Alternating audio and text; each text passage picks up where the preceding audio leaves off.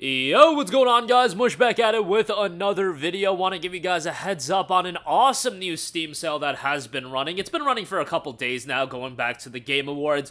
Assassin's Creed's got a major franchise sale over on Steam as well, and some other deals to round out the video, so we'll get to that in a little bit. But first of all, the Capcom Game Awards sale is absolutely stacked with some new lows on a bunch of the biggest releases of 2023.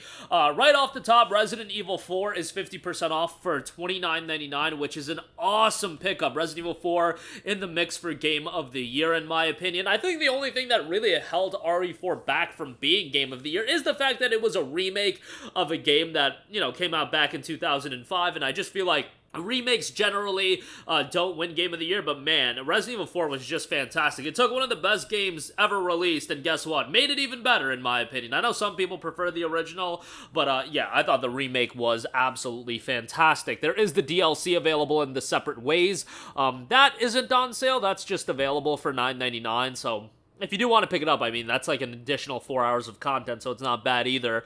But yeah, RE4, great game there. Definitely check it out, and for that price point, again, I just think that's a fantastic deal.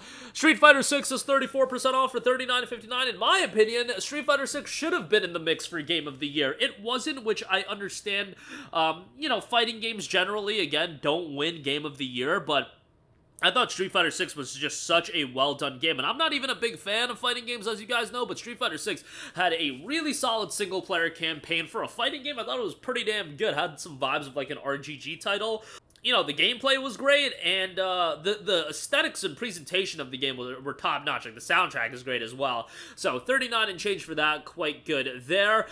Then Monster Hunter World is seeing a brand new low price, 67% off for $9.89. Obviously, we just had the release, or excuse me, the announcement of Monster Hunter Wilds. That won't be out until 2025, so kind of wild to think about that the release time between World and Wilds is gonna be like 7 years.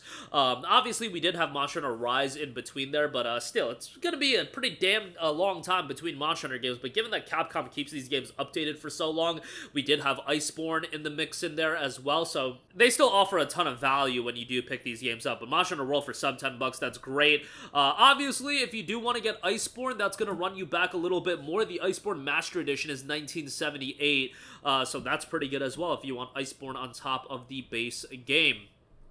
You got some older Resident Evil titles on sale. Resident Evil Village, the Gold Edition is $20, which is great. The Standard Edition is $16. I would just pay the extra $4 and get the Gold Edition. Resident Evil Biohazard Gold Edition is on sale as well. That's $15.87, a little bit on the pricier side for that, but not a bad pickup. And then you do have some of the older titles. Street Fighter 5 Champion Edition, $9.99. Ultra Street Fighter 4 for $3.89 is actually pretty damn good. Street Fighter 30th Anniversary Collection on sale. Monster Hunter Rise is discounted as well.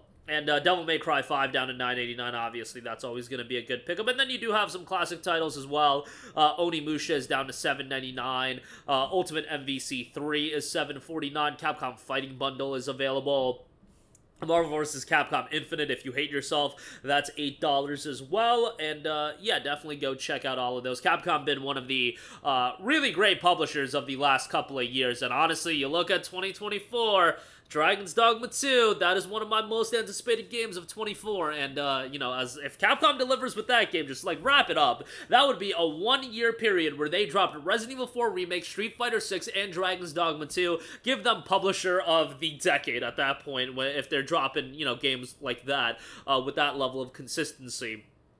Moving on from that, there is also an Assassin's Creed franchise sale. A lot of good stuff available here. Obviously, you have Valhalla at $15. The Complete Edition is $35.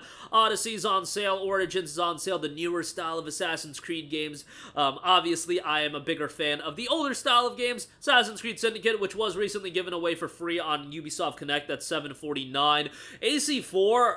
it feels like they've appreciated the price point of this game. It's down to $12, which... Yo, AC4 is a phenomenal game. Like, it is tremendous, but it would be nice to see it sub $10, but at the same time, I understand why they keep it at a little bit of a higher price. AC Unity, $7.49. AC Rogue, which is criminally underrated in my opinion, $6 for that. AC3 Remastered is $9.99. AC3 was the one of the older style of Assassin's Creed games that I really didn't vibe with. Thought it was okay. It was just so slow to start, and As far as main characters go, you know, you're going from Ezio and Edward and characters like that. I just feel like AC3 didn't have as strong of a main character. But nevertheless, $9.99 for that isn't bad. And obviously, you've got the AC2 trilogy on sale as well. $5 for AC2, $5 for Brotherhood, and $6.59 for Revelations, which is quite good. Couple of standalone deals to go over as well. Sunset Overdrive is 75% off for $4.99. A game that doesn't get a lot of love these days, but a game that's actually done by Insomniac, and Insomniac's first open world title, and probably kind of set the table for Insomniac to learn how to do an open world game, and ultimately, obviously, parlay that into the success they had with Spider-Man. Sunset Overdrive is a super over-the-top, wacky, zany game.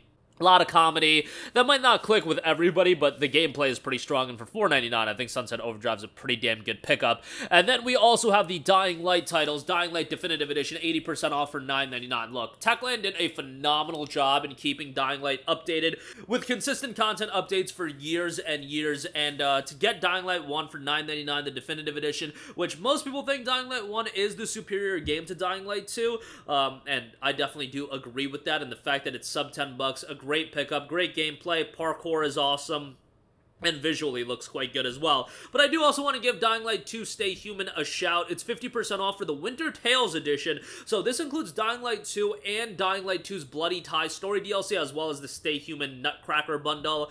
That typically goes for $3. But you get Dying Light 2 and you get Bloody Ties, which is the big deal.